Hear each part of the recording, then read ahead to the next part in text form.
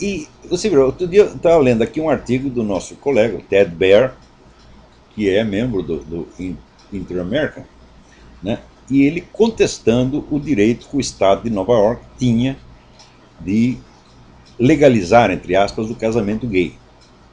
Porque ele mostra que isso fere a Constituição, não só fere a Constituição americana, como realiza, né, um dos objetivos primordiais do movimento revolucionário mundial, tal como se expressa ali no capítulo 2 do Manifesto Comunista, quer dizer, a destruição da família. Então, a destruição da instituição familiar é um objetivo permanente, por assim dizer, do movimento revolucionário.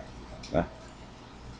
Então, o Ted Baer tem toda a razão no que ele está dizendo ali, o artigo está muito bem escrito, formidável, mas eu tenho algo a acrescentar, que depois até não vou falar só não, eu vou escrever também. Tá certo? Isso aqui é importante, vocês têm que meter isso na cabeça. Né? Normalmente, quando você vê essas bandeiras levantadas pelo movimento revolucionário, como gaysismo, feminismo, sex lib, o caralho a quatro, entendeu?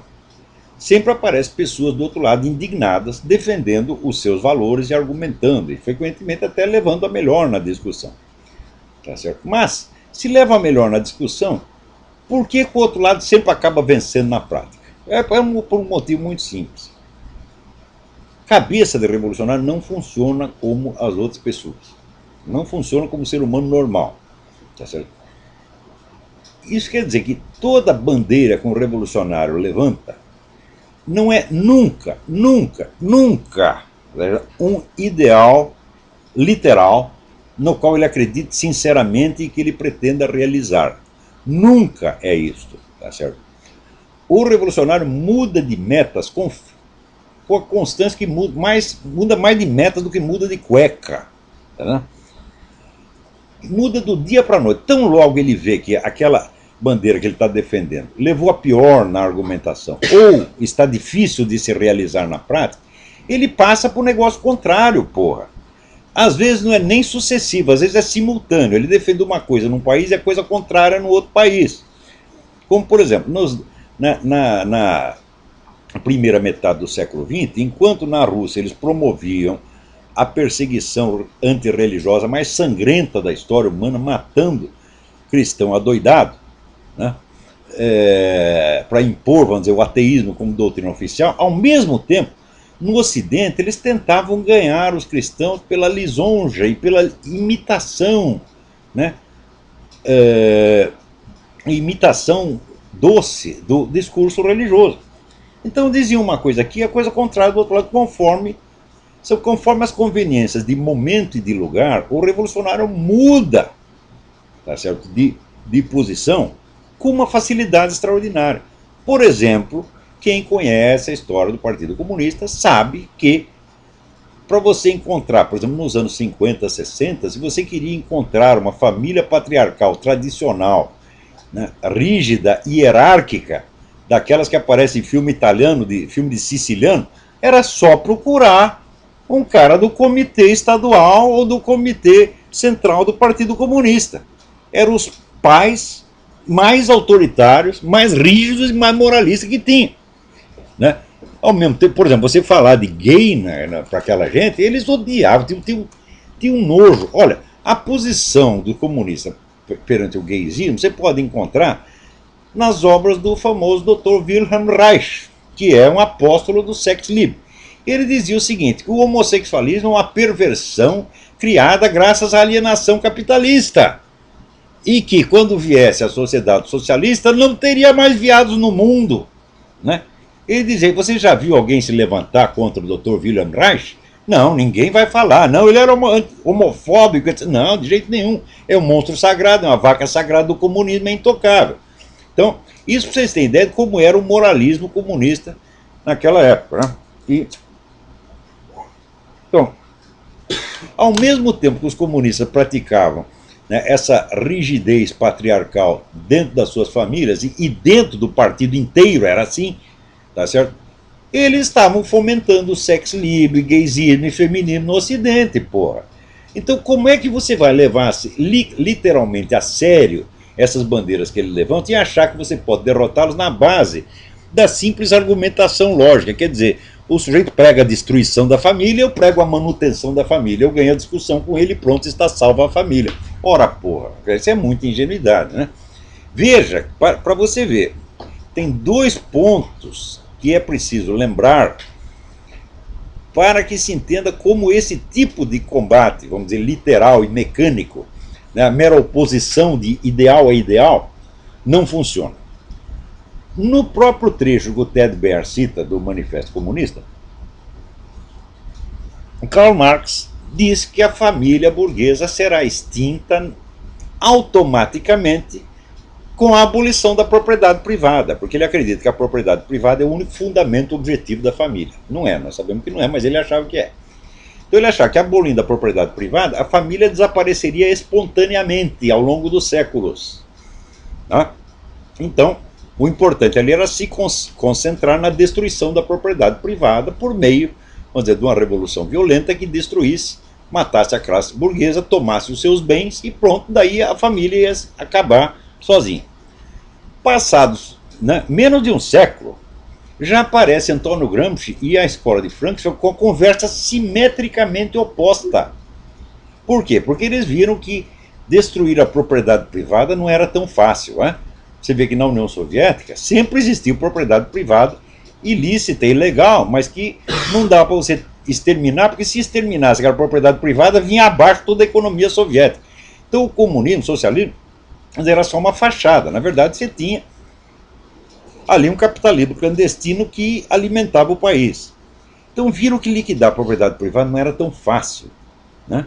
Então o que fizeram esses filhas da puta, Antônio Gramsci, o pessoal da escola de Frankfurt? Inverteu 180 graus a teoria marxista da infraestrutura e superestrutura. Porque, segundo Karl Marx, a economia é a infraestrutura, ou seja, a parte real da história, e em cima tem um véu ideológico, que é a superestrutura. Então a família seria parte da superestrutura. E a base seria a economia de propriedade privada. Então, retirando a infraestrutura, a superestrutura viria abaixo naturalmente. Era assim que achava Karl Marx. Como destruir a propriedade privada se revelou muito mais difícil do que eles poderiam esperar, e na verdade é impossível, é materialmente impossível a eliminação da propriedade privada. Né?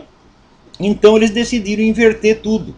Ou seja, em vez de destruir a propriedade privada para daí destruir a família automaticamente, não, nós temos que destruir a família primeiro.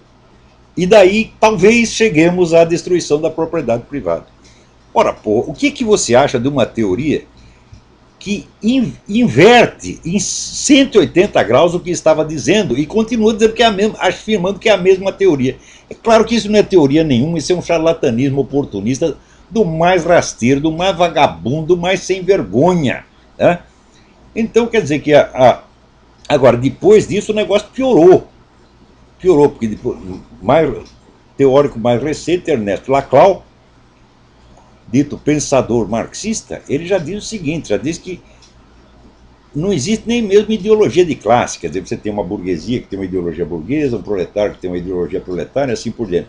Não, ele diz que o discurso revolucionário, a propaganda revolucionária, cria a classe que vai apoiá-la. Quer dizer que, em vez, vamos dizer, do elemento cultural ser a superestrutura que se ergue em cima da infraestrutura econômica, é o contrário.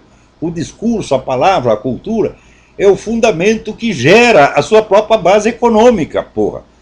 Então, a teoria que começa a dizer uma coisa e no fim diz a coisa exatamente inversa, é claro que não é teoria nenhuma, porra. Esse é que nem esse garoto mentiroso, pego em flagrante, começa a inventar historinha. Então, o marxismo é esta merda, minha gente. Tem uma série de pretextos só para os caras ter dinheiro, ter poder, mandar nos outros, tá certo? Poder fazer o que quiser, tá? Matar, roubar, estuprar e se achar lindo, maravilhoso. Então, agora, para piorar a coisa, né? Veja, a gente vê em todo o Ocidente pessoas religiosas, bem intencionadas, conservadoras, querendo defender a família. Então faz lá um belo discurso em favor da família e contra a destruição da família, etc, etc. Mas peraí. Será que esse pessoal revolucionário está mesmo destruindo a família?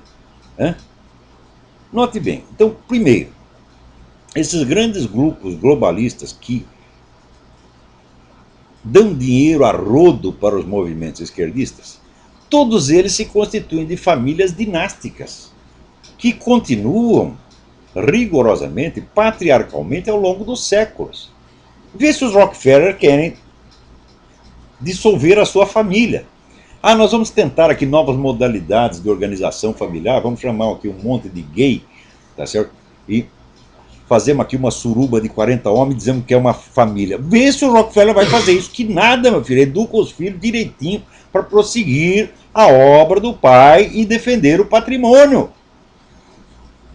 Se você pegar lá no grupo Bilderberg, com exceção daqueles que são eclesiásticos, católicos, que tem lá também, tá certo? Todos são patriarcas de famílias dinásticas, que jamais permitirão que suas famílias sejam dissolvidas por sexo livre, por gaysismo ou pelo que quer que seja. Mais ainda, gente, eu estava falando agora mesmo da elite comunista, né, que continua no poder, né, na Tchecoslováquia, na Polônia, na Romênia, na Hungria, em todo o leste europeu, né? Apesar da democracia, eles continuam mandando. O sistema é estritamente dinástico, meu filho. Quando o pai fica velho demais, bota o filho no lugar. Então isso quer dizer que essa putada comunista fica com essa conversa de não, vamos destruir a família burguesa porque é opressiva, etc, etc. Mas eles conservam a sua própria família porque sabem que isso é a base da possibilidade da ação histórica, meu filho. É? Se a família se dissolve a cada geração, não é possível ação de longo prazo. Todas as suas ações ficam limitadas ao prazo da sua vida. Tá certo? E tudo que você construiu se perde na geração seguinte. Então isso quer dizer o seguinte, a continuidade da família é um elemento essencial do poder. E quando eles dizem que é para destruir a família, é para destruir a sua família, seu trouxa. A deles não, porra. Então isso quer dizer, isso não é um ideal que eles tenham. Isso é uma conversa mole que inventaram para enganar trouxa. Note bem que em Roma, já a nobreza romana já sabia disso. Então, dentro da nobreza, vigorava o mais estrito e hierárquico patriarcalismo. O pai tinha tanta autoridade que ele podia mandar matar um filho. Se o filho fosse desleal, podia mandar matar. E não tinha problema nenhum. Agora, os escravos, não era permitido que os escravos casassem e constituíssem família, meu filho. A procriação era feita em gigantescas surubas. Reunia um monte de homem e mulher num negócio do tamanho do estádio do Maracanã e todo mundo comia todo mundo, tá entendendo? E daí ninguém sabia quem era filho de quem. E assim foi durante séculos. Pô. Foi a influência da igreja que conquistou para os escravos o direito de casar. E a partir do momento que podia casar, então naturalmente podia legar sua propriedade aos filhos. Então quer dizer, a família sustentava a propriedade e não ao contrário, como dizia essa besta do Karl Marx. Os escravos primeiro adquiriram o direito de casar, né? E depois, em função do casamento, também o direito de legar, ainda que fosse um pouquinho, uma terra pequenininha, né? Ou um arado, um boi, uma vaca, um bode, um carneiro, né? Um cachorro, legar para o filho. Então aí começaram a ter algum poder, começaram a ter direito de voz e voto, que fez então, vamos dizer, do campesinato medieval uma força política tremenda, capaz de aterrorizar. Às vezes quando o campesinato se revoltava, toda a nobreza ficava aterrorizada. Tem até um filme muito interessante que chama O Tirano da Aldeia, Michel Kohlhaas, é tirado de uma história de Heinrich von Kleist, do sujeito que primeiro inventou o pedágio. Porque hoje não está tão acostumado a pagar pedágio, você passa por uma estrada, paga 10 pedágios, né? O cara inventou, um proprietário de terra inventou o pedágio e lá vinha então o camponês trazendo seu cavalinho, né? Os caras, tem que pagar. Não pago. Daí tomaram os cavalos dele. Ele disse, tomaram meus cavalos. Daí ele armou uma encrenca, começou a tocar fogo em tudo, aterrorizou metade da Alemanha. Isso era, então, já o campesinato medieval, que tinha consciência de seus bens, consciência dos seus valores, que ele pretendia legar aos seus filhos. Isso tudo começou com a família. Então significa o seguinte, Continuidade familiar é poder, sobretudo é poder de ação a longo prazo. Então, os nobres, os senhores, os doutores, os ricos sempre souberam disso, então conservam suas famílias. Conserva sua família e convence o outro. Ô idiota, aqui ó, seu pai está te oprimindo, você destrói a família, né? Leva lá um monte de puta, põe dentro de casa, diz que é sua família, faz uma suruba, né? Chama aí a turma da parada gay e diz que é família, né? Pega lá a sauna, né? Antigamente tinha a sauna do Hotel Danúbio, que era famoso, tinha um aluno meu que ia lá e dizia, hoje dei para 40 homens. Né? Então a sauna do Hotel Danúbio vira o quê? Uma família. São novas modalidades de estrutura familiar, como falam esses patetas da USP, da PUC, esses vagabundos que vocês pagam com dinheiro público para botar merda na sua cabeça, porra, para te ensinar o contrário do que acontece. E você ainda chama de senhor doutor, né? Então, os ricos, os poderosos, inventam essa conversa para enganar vocês. Dissolva a sua família, seja livre. Seja livre quer dizer, desvincule-se da instituição familiar, tá sendo onde tem um pai que pode te legar propriedades, no mínimo vai te legar um nome, vai te legar o fruto dos seus esforços, e se transforma num átomo solto, né, que hoje está indo para a cama com a fulaninha, amanhã com a outra fulaninha, e depois com o fulaninho, e depois com o cachorro, com o gato, com o bode, com o que você quiser, tá certo? E daí você fica sem esse substrato familiar, sem o seu apoio familiar, e você vira mais um átomo solto, enquanto nós aqui somos a força organizada. Quer dizer, a força organizada, unificada, constante, contra um monte de mosquitinho solto no ar. É isso que eles querem, porra! Então você defender, teoricamente, a instituição da família não significa nada, porque você não está discutindo com um idealista utópico que acredita no que está falando. Claro que no movimento revolucionário sempre tem os idiotas úteis que acreditam. Mas os chefes, os líderes, os ideólogos nunca acreditaram nessa porra. Né? Você vai me desenganar que Herbert Marcuse, Max Horkheimer, tá certo? Theodor Adorno acreditavam nessa pataquada, mas o que é isso? Você já viu Max Horkheimer e Theodor Adorno participar de uma suruba? Mas nunca.